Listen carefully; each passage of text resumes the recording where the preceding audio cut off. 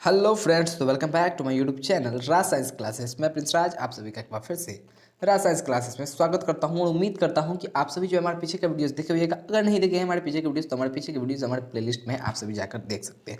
और जैसा कि आप सभी जानते हैं कि आज हम ट्वेल्थ का इंग्लिश का जो चैप्टर है 5 एन एपिटफ, जो लिखा गया है वाल्टर डे ला मेयर साहब ने लिखा है इस चैप्टर को।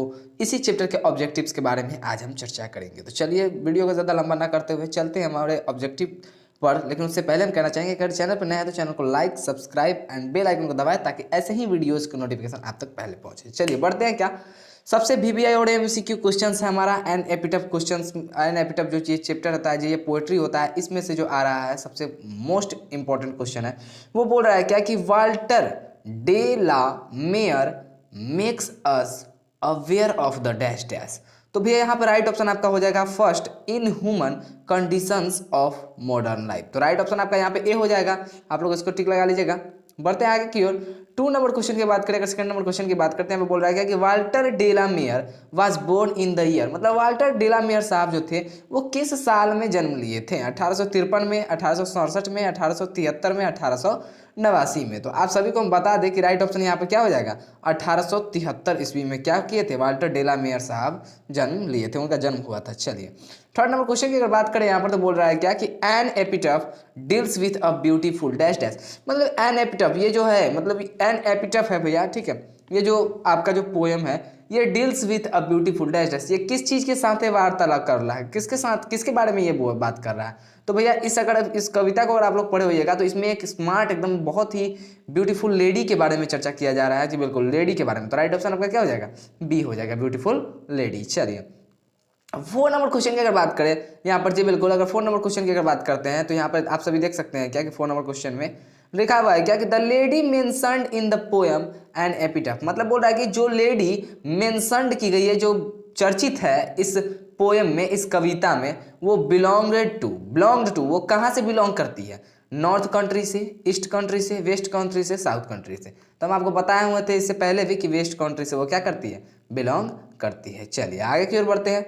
5 नंबर क्वेश्चन की अगर बात करें यहाँ पर तो आप सभी देख सकते हैं क्या 5 नंबर क्वेश्चन की अगर बात करें तो बोला क्या कि the poetic device which is used in the poem an epitaph, मतलब कौन सा पोएटिक डिवाइस को इस्तेमाल किया गया है इस पोएम में, कौन सा पोएम एन एपिटफ में? तो भैया यहाँ पर राइट ऑप्शन आपका हो जाएगा क्या एम्बिग्यूटी, ठीक है, एम्बिग्यूटी। चलिए 6 नंबर क्वेश्चन की अगर बात करें, जी बिल्कुल 6 नंबर क्वेश्चन की अगर बात करें तो बोल रहा है क्या कि the term crumble used in the poem, ये जो क्रम्बल जो है ये पोएम में जो यूज किया गया है एन एपिटफ में, इसका मतलब क्या है? डाई मतलब मरना, लिव जीना, सफर मतलब कहने का मतलब कि नहीं कहते हैं सब पीड़ित, ठीक है, नन ऑफ दिस, ठीक है। तो राइट ऑप्शन आपका क्या हो जाएगा यहाँ पे? तो राइट ऑप्शन आपका हो जाएगा क्या डाई, ये जो क्रम्बल वर्ड आया है इसका मतलब है डाई। चलिए आगे की ओर बढ़ते हैं। 7 नंबर क्वेश्चन की अगर बात करें यहाँ पर तो बोल रहा है क्या 7 नंबर क्वेश्चन में कि द टोन, जी बिल्कुल, the tone of the poem, poem का जो टोन है एन एपिटफ मीन्स टू, किससे है? ये जो पोएम का जो टोन है वो किस चीज से है, मतलब कैसा टोन है एन एपिटफ का पोएम का, ठीक है। तो ये है मेलांचली, क्या है? मेलांचली। राइट ऑप्शन आपका हो जाएगा बी। बढ़ते हैं आगे की ओर। 8 नंबर क्वेश्चन की अगर बात करते हैं क्या तो 8 नंबर क्वेश्चन में लिखा हुआ है क्या कि who has composed the poem an epitaph, ये जो एन एपिटफ जो पोएम है आपका ये किसने कंपोज्ड किया है? Walter de la Mare, Rupert Brooke, DH Lawrence, WH Auden. तो आप सभी जानते हैं क्या कि सभी के बारे में जानते हैं क्या? अभी हम रूपर्ट ब्रूक के कोई भी कविता नहीं पढ़े हैं और वाल्टर डे ला मेयर का तो अभी हम पढ़ ही रहे हैं एन एपिटफ, इसलिए राइट ऑप्शन आपका क्या हो जाएगा वाल्टर मेयर। और DH लॉरेंस स्नेक शायद लिखे होंगे, जी बिल्कुल, हाँ, DH लॉरेंस जो है स्नेक चैप्टर का नाम है वो, और WH Auden now the leaves are falling fast है। चलिए आगे की ओर बढ़ते हैं। 8 नंबर क्वेश्चन हमारा पूरा कंप्लीट हो गया। 9 नंबर क्वेश्चन की अगर बात करें यहाँ पर तो बोल रहा है क्या कि Walter de la Mare belonged to dash dash century, जी बिल्कुल, हाँ, किस सदी से वो बिलोंग करते हैं? वाल्टर डे ला मेयर साहब जो थे वो किस सदी से बिलोंग करते हैं? 19वीं सदी, 20वीं सदी, 18वीं सदी, इनमें से कोई सदी नहीं।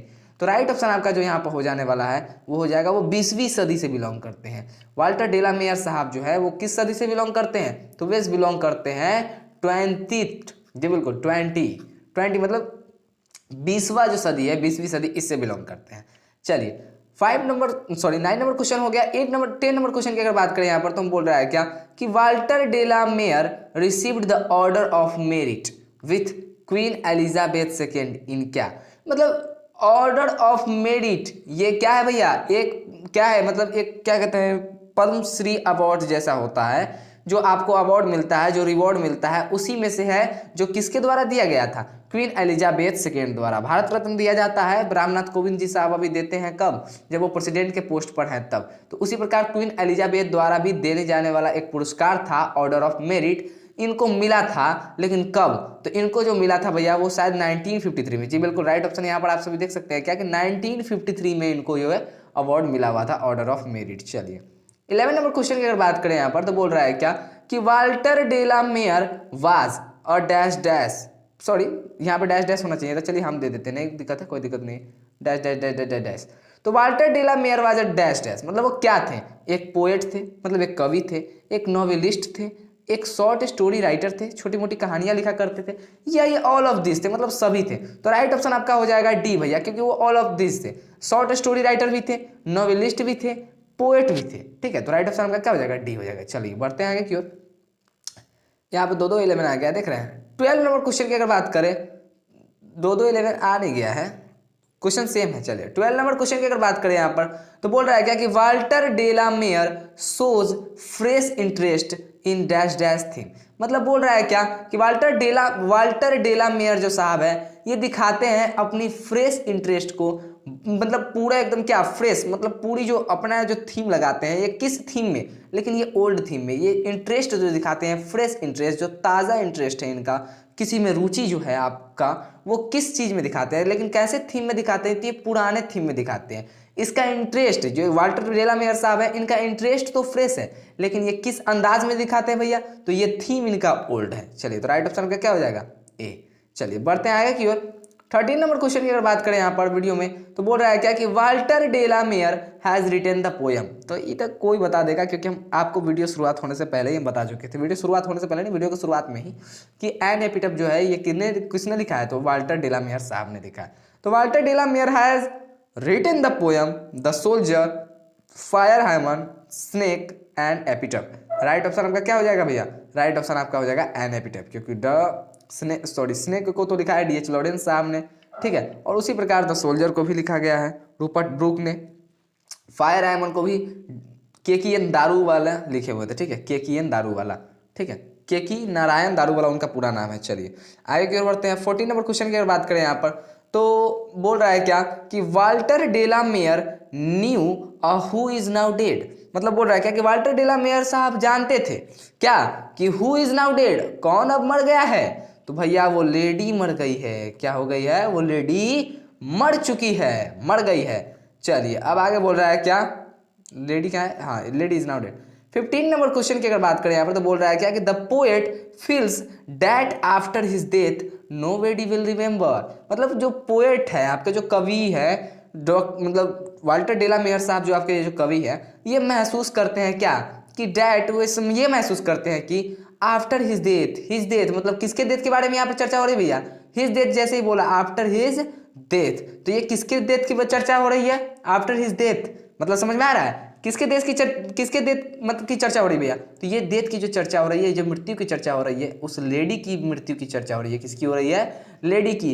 यही जो है वाल्टर डेला मेयर साहब जो सोच रहे हैं क्या, कि कोई भी उनकी मृत्यु के बाद उसे याद नहीं रखेगा, nobody will her that has after his death, nobody will her remember, क्या क्या नहीं करेगा, नोबडी विल हर, उसे क्या नहीं कोई रखेगा, प्यार करेगा, फॉरगेट भूल जाएगा, रिमेंबर मतलब भूल जाएगा, हेट मतलब नफरत करेगा। राइट ऑप्शन आपका हो जाएगा क्या, कि उनको कोई भी याद नहीं रखेगा, ठीक है। चलिए आगे की ओर बढ़ते हैं। 16 नंबर क्वेश्चन की अगर बात हम यहाँ पे करें, तो बोल रहा है क्या, कि the poet thinks that dash is not everlasting, जी बिल्कुल, the poet thinks that dash is not everlasting, तो यहाँ पे आपका हो जाएगा ब्यूटी। एवरलास्टिंग कहने का मतलब है कि ये रहती नहीं है, कौन, पोएट जो साहब है, वाल्टर डेला मेयर जो साहब है, ये क्या सोचते हैं, कि ब्यूटी जो कभी भी किसी के पास रहती नहीं है, आज है वो कल नहीं रहेगी, टुडे है मतलब आज है, तो क्या कल नहीं होगी, टुमारो में दिक्कत हो सकती है। चलिए, तो यही बोल रहा है क्या कि the poet thinks that is not ever lasting, तो beauty is not ever lasting. चलिए आगे की ओर बढ़ते हैं। 17 नंबर क्वेश्चन की अगर बात करें यहाँ पर, तो बोल रहा है क्या कि the lady who is died lease in, lease मतलब कहने का मतलब है, लीज यहाँ पर आया किसके लिए, लीव्स के लिए आया है। लीज मतलब होता है रहना, वो कहाँ रहती थी, ठीक है। तो भैया वही पूछ रहा है क्या कि the lady who is died, जो लेडी मर गई थी, जो मरी, वो कहाँ रहती थी भैया, तो वो रहती थी ग्रेव में। ग्रेव में कहाँ, ग्रेव में। चलिए आगे फिर बढ़ते हैं।